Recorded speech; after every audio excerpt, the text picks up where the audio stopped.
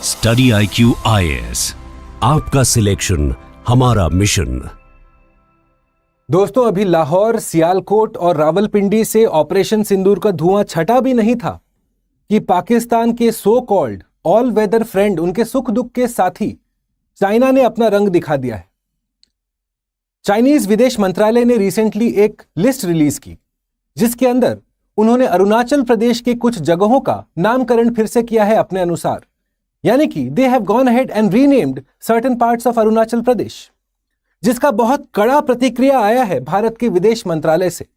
नमस्कार, मैं हूं स्टडी IQ की तरफ से भुवन झा और सबसे पहले मैं लेके चलता हूं आपको हमारे विदेश मंत्रालय के प्रवक्ता श्री रणधीर जायसवाल ने इस प्रेस रिलीज में क्या कहा। वो कहते हैं that we have noticed that China has persisted with its vain and preposterous attempts to name places in the Indian state of Arunachal Pradesh. यानी कि ये जो चाइनीज अटेम्प्ट है ये खारिज कर दिया गया है, बर्खास्त कर दिया गया है।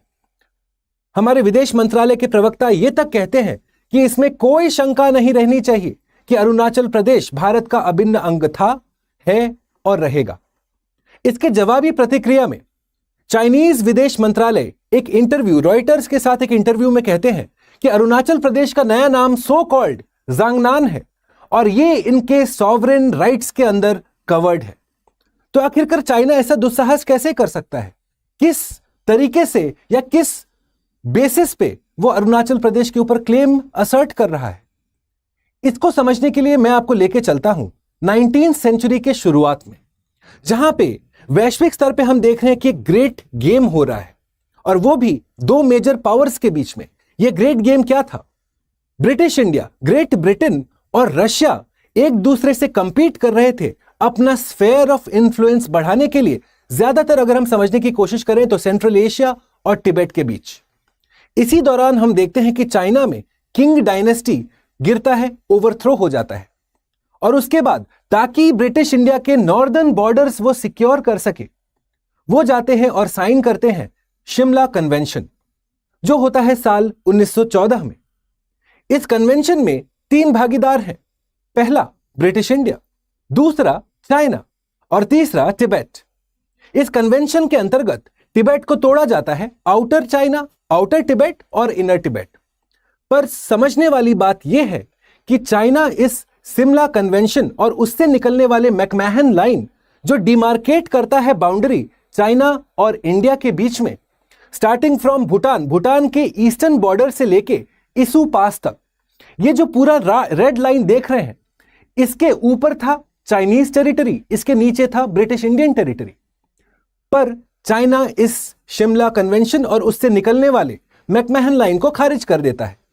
उसका कहना है कि तिब्बत, जो तीसरा भागीदार था इस मीटिंग के अंतर्गत, उसके पास कोई हक नहीं है अपना इंडिविजुअल अग्रीमेंट साइन करने का, क्योंकि उस समय चाइना सुजरेनिटी चलाता था तिब्बत के ऊपर। ऐसा समझिए कि चाइना का वर्चस्व था तिब्बत के ऊपर। उसके बाद हम देखते हैं कि पीपल्स रिपब्लिक ऑफ चाइना बनता है, वो जाके तिब्बत पे कब्जा करता है और उसके बाद क्योंकि उसने मैकमहन लाइन को कभी एक्सेप्ट नहीं किया, इसीलिए ये एक एरिया ऑफ डिस्प्यूट बन गया है। यानी कि सिंपल तरीके से समझना चाहे तो मैकमहन लाइन एक और रायता है जो ब्रिटिशर्स ने हमें विरासत में सौंपा है। पर यह तो रहा बैकग्राउंड इस पूरे प्रॉब्लम का। क्या यह मामला इतना सरल है, इतना सिंपल है? जी नहीं दोस्तों, क्योंकि शिमला कन्वेंशन से निकलने वाला जो ये बाउंड्री है, ये तो रहा एक भाग इस पूरे प्रॉब्लम का। दूसरा भाग क्या है?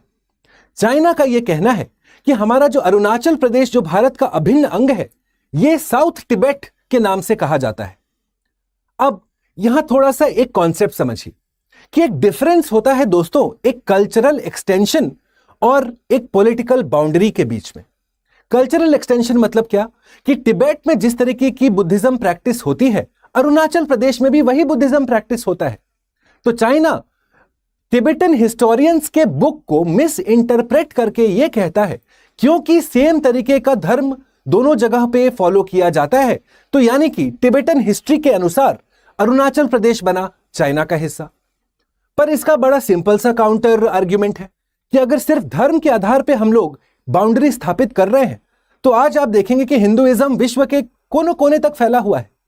तो क्या हम कह सकते हैं कि सूरीनाम में रह रहे हिंदूज अब इंडिया का पार्ट है?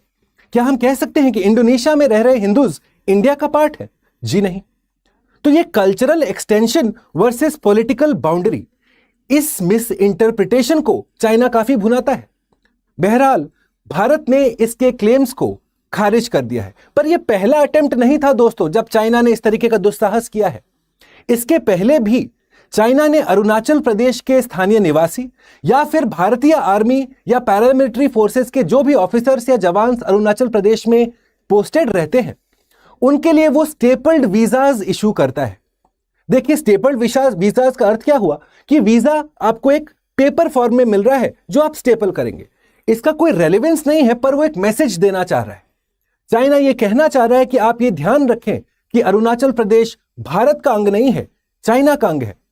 पर जैसा हम देख सकते हैं कि शिमला कन्वेंशन और उसके बाद ये जो मिस इंटरप्रिटेशन है चाइनीज हिस्टोरियंस द्वारा, ये किसी भी टेस्ट ऑफ लॉजिकल रीजनिंग या अंडरस्टैंडिंग को पास नहीं कर सकते। बहरहाल ये था एक रीसेंट अपडेट आपके लिए, जहां पे चाइना ने फिर से आंख उठाया है भारत की तरफ एक नाजुक मोमेंट पे, एक नाजुक समय पे, जब भारत ऑलरेडी ऑपरेशन सिंदूर से निकल के अब एक स्टेबिलिटी की तरफ बढ़ रहा था।